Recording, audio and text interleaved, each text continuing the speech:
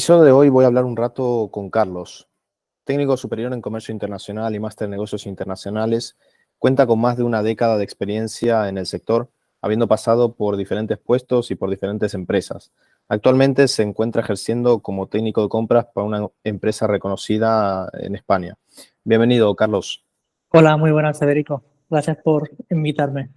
Muchas gracias a ti, Carlos, por estar hoy aquí. Siempre me gusta empezar preguntando una cuestión, ¿no? Para poder tener un poco una introducción acerca de los inicios. Entonces, me gustaría preguntarte qué te motivó a adentrarte en el mundo del comercio internacional. Pues mira, la verdad es que para llegar aquí ha sido un camino muy serpenteado realmente, porque soy una persona con muchos intereses y desde pequeño he tenido claro muchos, ¿no? Ese es parte del problema quizás, luego a la hora de elegir. Y digamos, el no poderme dedicar a esos intereses me ha llevado aquí. Por ejemplo, yo siempre he tenido claro, desde pequeño siempre me ha gustado mucho la criminología y las ciencias forenses. Y justo en el momento en que ya llegó, pues bueno, para estudiar la carrera y tal, salió pues esta famosa serie de televisión que hizo que, bueno, subiera muchísimo la nota de corte y al final pues no, Mm. pues mira, cambié de rumbo y no lo hice. Luego sucedió bueno, claro, la gente se desencantó de la carrera porque se pensaba bueno, era como la serie, ¿no? Que vas caminando por una calle, tropiezas con una piedra, te encuentras una prueba, le haces el ADN, en 10 minutos tienes el resultado y encarcelas al culpable. Mm. Pero bueno, entonces luego dije, ostras, ¿qué más me gusta? ¿Y qué puedo hacer, ¿no? Entonces, pues siempre he tenido interés en cómo funciona el mundo realmente, ¿no? Cómo se conecta. Y bueno, pues por ejemplo, no sé, de dónde vienen los productos que adquirimos en un lineal, en un centro comercial, por ejemplo, y por qué se fabrica en un país y no en otro. Entonces dije, ostras, ¿y esto cómo puedo yo saberlo, ¿no? ¿Cómo puedo? Y dije, bueno, pues quizás estudio comercio internacional, encuentre este tipo de respuestas. Y bueno, así ha sido. Y dando, por ejemplo, ahora un salto a tu trayectoria profesional, ¿cómo fueron tus inicios, ¿no? Porque, bueno, me comentabas que recién todo el proceso, ¿no? Por el que has pasado hasta darte cuenta que este sector te interesaba, pero realmente, ¿cómo fueron tus inicios ya a nivel profesional, ¿no? Aquí en España o haces, hay varias maneras de hacer tu carrera, ¿no? Puedes hacer carrera universitaria, puedes realizar otro tipo de estudios superiores, ¿no? De grados superiores. Pero bueno, luego siempre acabas en un periodo, realizando un periodo de prácticas de becario. Entonces, bueno, yo empecé a estudiar comercio internacional y cuando llegó el momento, eh, entré de becario en una empresa que es una empresa transitaria y a la vez también son agentes de aduana. Entonces entré en el departamento aéreo, que luego Mm. resulta que es una empresa que me he quedado ahí muchísimos años. Entonces, bueno, me empezó a servir realmente a dar un poco respuesta a estas preguntas que te comentaba al principio, ¿no? De dónde viene un poco todo, cómo se conecta al mundo. Y claro, lo bueno que tiene, o la ventaja que tiene en el estar en un departamento aéreo, pues bueno, aprendes lo que es el valor añadido de lo que es este tipo de transporte, su importancia que tiene, ¿no? Por el alto coste que supone a un cliente. Entonces, claro, eso pues te hace tomar conciencia, te hace que cojas conciencia y te vuelques en lo que es el servicio al cliente. Y esos fueron un poco los inicios. Luego se dieron Mm. más oportunidades para continuar. Claro. Sí, al final el tema por ejemplo, en este caso de la formación profesional, ¿no? Tiene una característica que también es significativa, es el hecho de tener una salida laboral bastante más rápida, ¿no? Con respecto a otras formas de enseñanza, ¿no? Como es el tema de la carrera universitaria, ¿no? Por eso siempre comento, ¿no? Que en el tema de la formación profesional, al final, una vez finalizas, la gente suele entrar en periodo de prácticas y posteriormente incluso la empresa en la que desarrollas las prácticas te acaba contratando, ¿no? Que creo que fue como me acabas de comentar en tu caso. Eh, Uh -huh, correcto, sí. Y Carlos, ahora centrándonos, por ejemplo, en tu profesión actual, ¿no? Dentro del departamento de compras, sobre todo para aquellos bueno, que quieran tener un poco una idea, ¿no? De realmente cómo es estar un día a día en el departamento de compras, ¿no? Porque igual lo primero que se te puede venir a la cabeza es, bueno, me paso el día negociando, ¿no? Con proveedores de diferentes países y demás, pero entiendo que también hay algo más allá, ¿no? Sí, a ver, yo considero que habría que entenderlo como un trinomio, que sería negociación, compras e importación. Entonces, bueno, claro, esto es un ámbito de espectro amplio que va pues desde el trato directo con el proveedor, como bien estabas comentando ahora, la negociación de condiciones, bueno, que pueden ser, por ejemplo, pues con métodos de pago, en el propio condicionado de la carta de crédito, ¿no? De la Mm, LC. Claro, porque la empresa como cliente pues quiere garantizarse pues unos ítems, luego el proveedor considera que no es necesaria y bueno, es un poco también esa negociación. Los lead times, por ejemplo, bueno, hasta la aplicación correcta del Incoterm, que mm, parece una tontería, pero realmente es muy importante. El entender lo que es un Incoterm, aplicarlo bien, lo que regula, etcétera.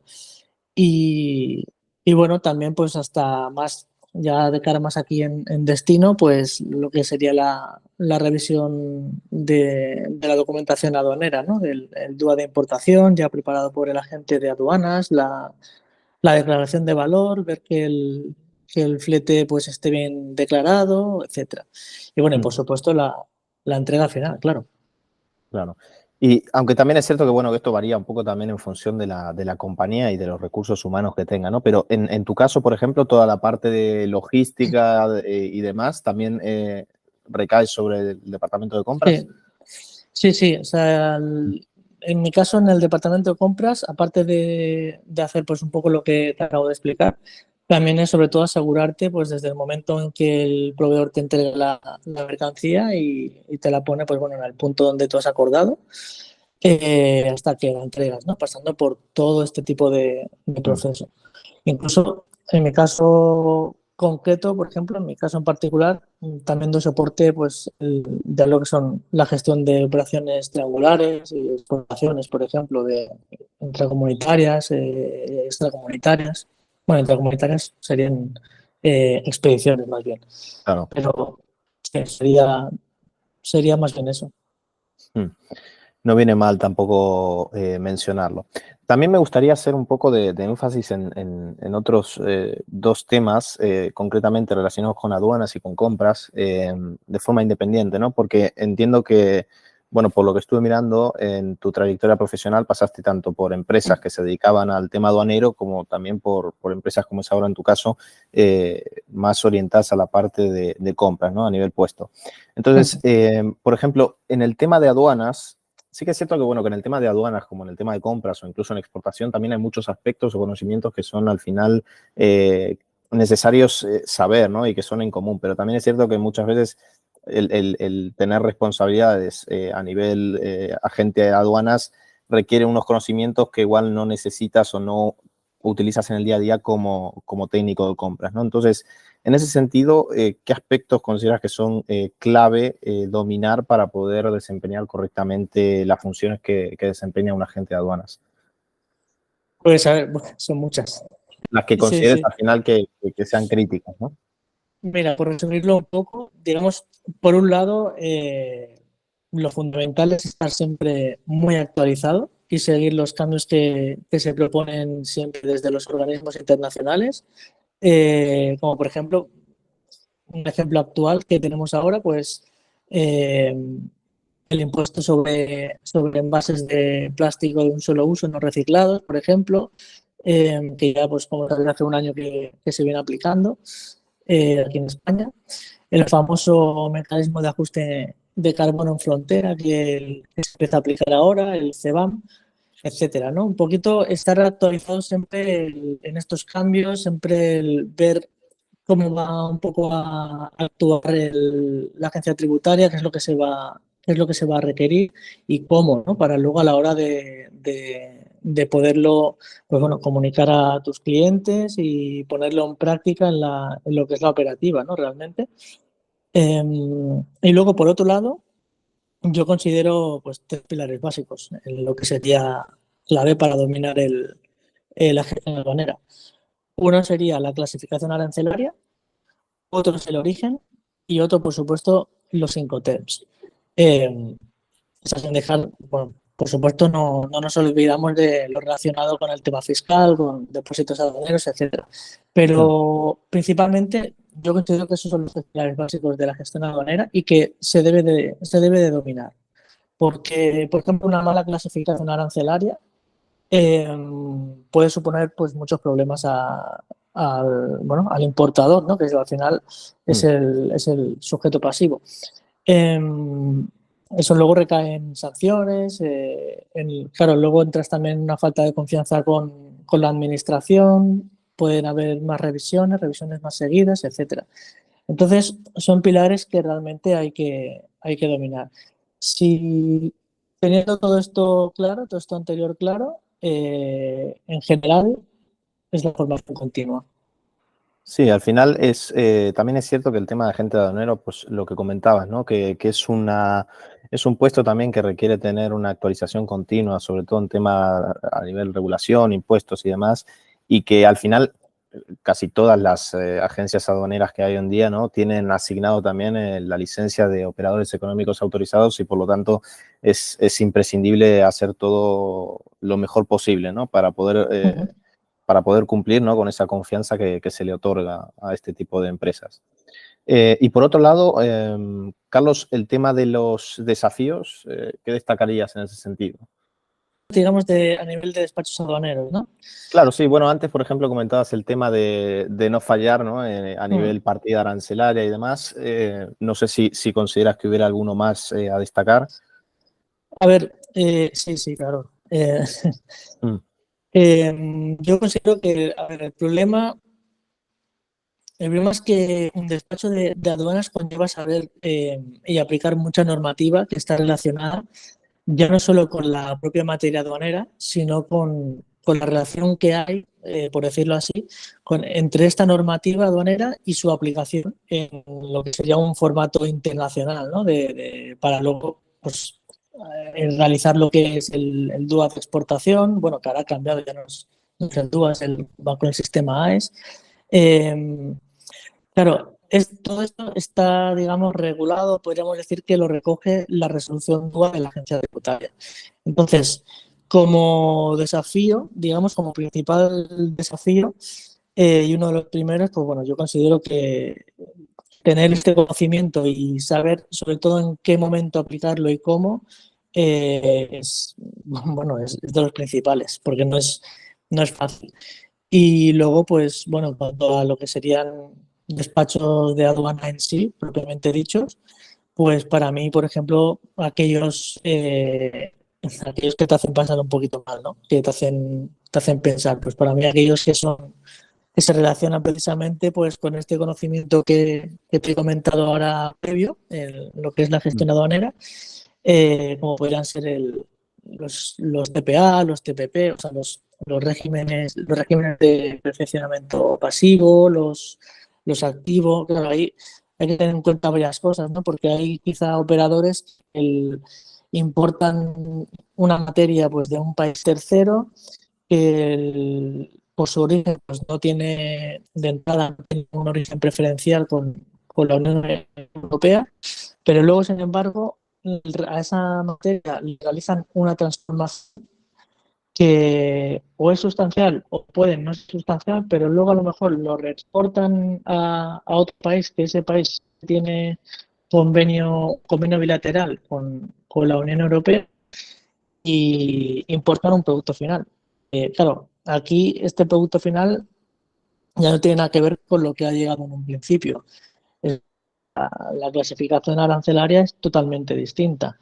Por lo tanto, bueno, aquí habría que ver en el CAU, en el código, bueno, en el CAU no, perdón, en lo que sería el tratado eh, el tratado bilateral, digamos, preferencial entre la Unión Europea y el país donde se está llevando esta operación, si realmente esto confiere origen o no. Entonces, claro, a partir de tú conocer esta operación, claro, para eso tienes que conocer a tu cliente, ¿no? A la empresa que está operando de esta manera. Entonces, a raíz de conocer este tipo de operaciones, realizas el despacho de una manera o de otra. Yo creo que para mí eso es lo más importante y lo más difícil. Claro. Y, por ejemplo, ahora pasando al tema que comentaba antes respecto a tu puesto actual, ¿no? Al tema de compras, yo sí que considero que al final es un departamento importante, ¿no? Para una compañía, porque al final también, sobre todo cuando es un producto final, ¿no? Que viene de otro mercado o incluso también materia prima, ¿no? Cumple un papel fundamental por el hecho de que al final es el motor que posteriormente se pasa al departamento de ventas, ¿no? Y sobre el que recae el coste que posteriormente se va a trasladar a las ventas, ¿no? Entonces, en ese sentido, ¿qué errores suelen ser los más habituales a la hora de negociar con un proveedor, ¿no? Pues mira, se me ocurren dos realmente que considero que son Mm, de los más recurrentes. Uno de los principales es no tener en cuenta las diferencias culturales que hay entre países. Esto es muy común, a día de hoy todavía sucede. Por ejemplo, los países asiáticos, que bueno, sabemos que China es el principal productor en esto, lo que es la palabra en sí, o sea, el dar la palabra y el valor, perdón, el honor, son valores que están muy enraizados en su cultura y con los que ellos viven y se mueven. Entonces, si tú no tienes en cuenta esta diferencia cultural que hay, por ejemplo, con España, eh, y le faltas pues algún tipo de alguna manera a estos valores, va a ser muy difícil darle la vuelta. Eh, y como faltarles, pues me refiero a que también puede ser algo tan sencillo como no cumplir con el pago establecido de una factura, por ejemplo. Eso, para mí, yo creo que es uno de los errores que todavía es bastante común. Esto es un ejemplo muy concreto que he puesto, pero a mm, nivel general siguen habiendo estas diferencias culturales entre países, ¿no? Hay países, por ejemplo, eh, que son más puntuales que otros, ¿no? La manera de hacer también es quizá no tan cuadriculada o no tan alemana, por decirlo así, pero luego, sin embargo, son más eficientes que otros, ¿no? Entonces, todo esto hay que conocerlo previo a la negociación. Y bueno, luego otro error que considero también básico es, y bueno, y para mí archi importante, tratar al proveedor pues como lo que suena, como un proveedor, en lugar de tratarlo como a un socio, como a un partner.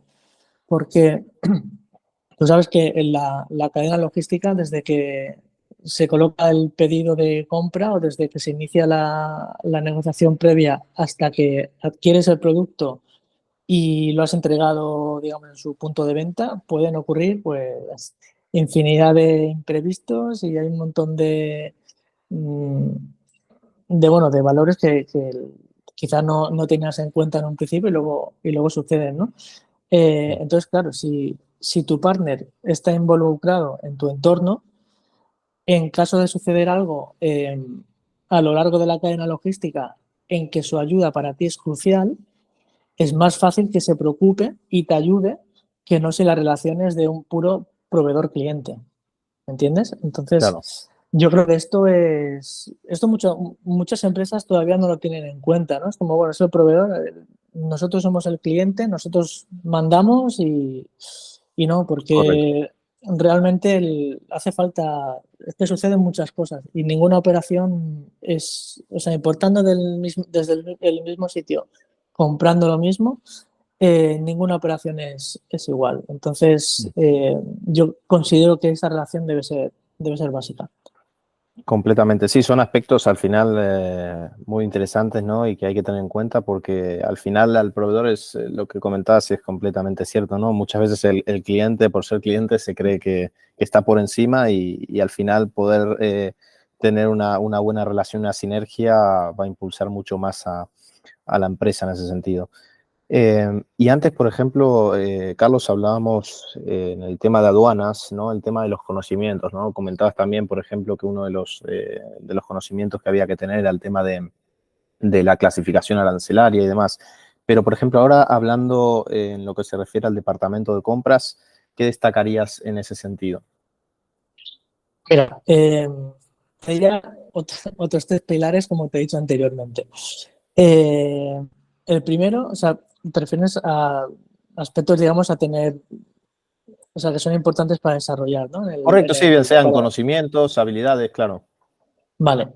Lo primero de todo, yo considero que hay que tener un amplísimo conocimiento logístico en general, acompañado de un buen inglés. Un buen inglés o un buen idioma extranjero que domines. Claro, el inglés, como todos sabemos, pues con el inglés vas a todos los sitios, ¿no?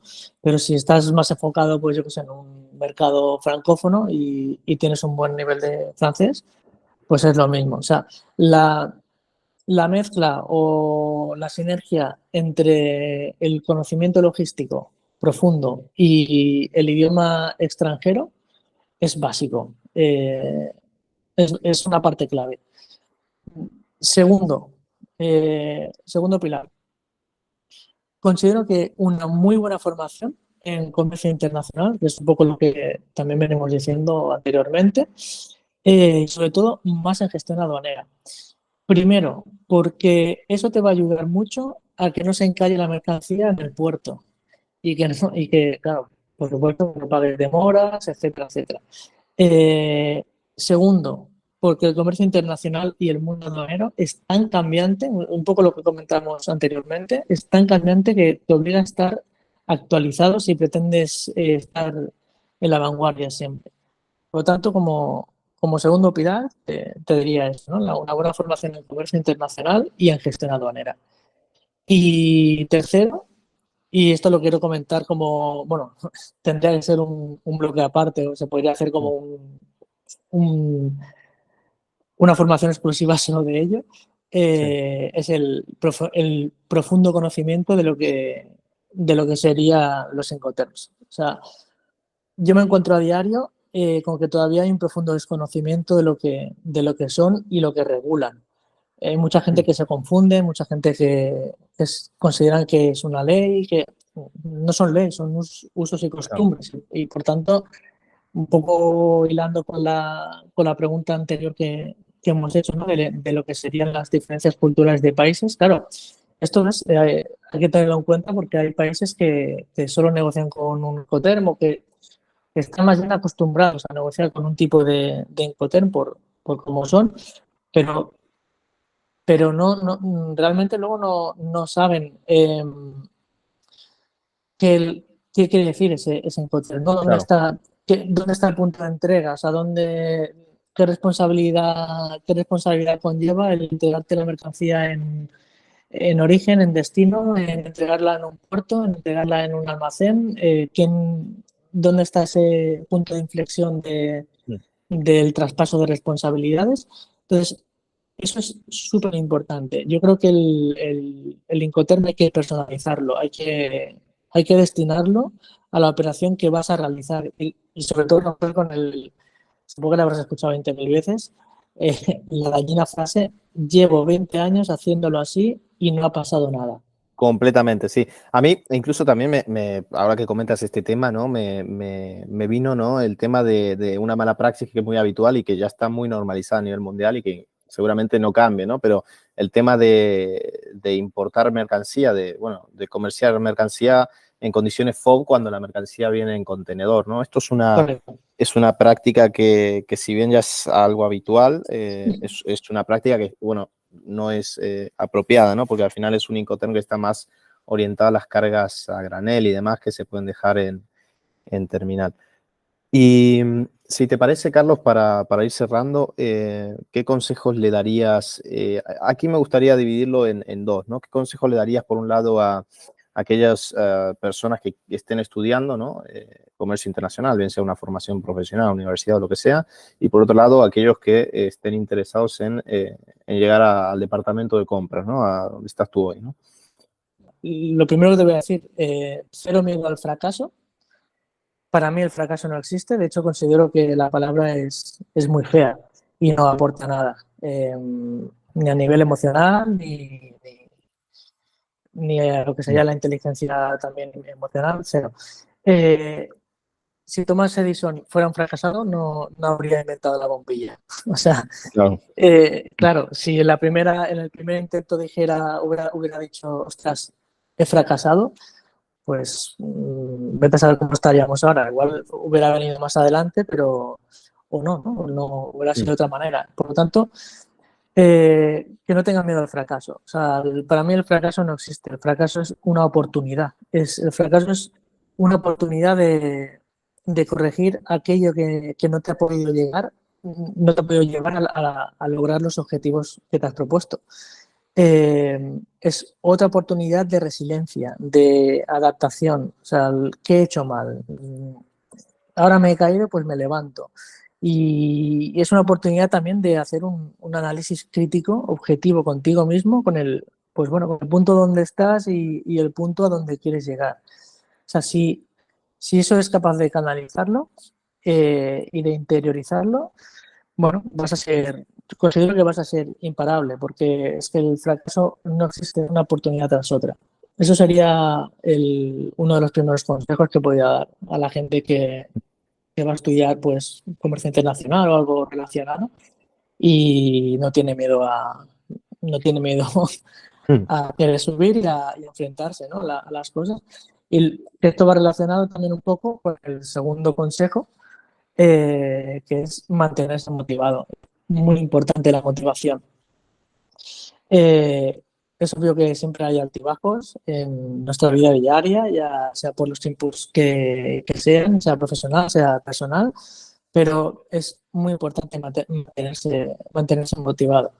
Y con ello va el tercer consejo, un poco hilándolo también con este anterior, que es, yo lo considero básico, a mí me ha servido muchísimo, es fijarte pequeños objetivos a corto y medio plazo. O sea, no pensar, hostia, a largo plazo quiero ser un director yo sé, de un departamento logístico o yo sé, de procurement, de lo que sea. No, fíjate objetivos cortos o medios, ¿no? A corto plazo y a medio plazo. Porque así, de esta manera, eres capaz de cumplirlos de forma real y, por tanto, vas a estar siempre motivado porque vas a ver que siempre logras los objetivos, o sea, logras objetivo tras objetivo y vas a ir cosechando un éxito pequeño tras otro éxito. Entonces, yo considero que eso es muy importante. Cuando te hayas dado cuenta, o sea, tú vas cosechando éxito tras éxito, objetivo tras objetivo, cuando te hayas dado cuenta habrás llegado a donde pensabas que era inalcanzable. Completamente. Completamente, Carlos. Al final son la verdad tres puntos que son muy interesantes, ¿no? Y que incluso en episodios anteriores no se han comentado y me parece que pueden ser de gran valor, ¿no? Y bueno, y también todo lo que has comentado en el episodio de hoy también han sido bastante píldoras que van a ser muy útiles para todos aquellos que estén inmersos, ¿no? Eso Así espero. que completamente, no lo dudes. Así que nada, Carlos, agradecerte por tu tiempo y por tu colaboración y a ver también si en un futuro, bueno, podemos sacar algún otro episodio. Por supuesto, Federico, yo estaría encantado. La verdad que me he sentido muy cómodo con esta pequeña charla aquí contigo y bueno, si puede ser para aportar a futuras generaciones o a las ya existentes o al propio comercio internacional, pues genial, la verdad. Muchísimas gracias, Carlos.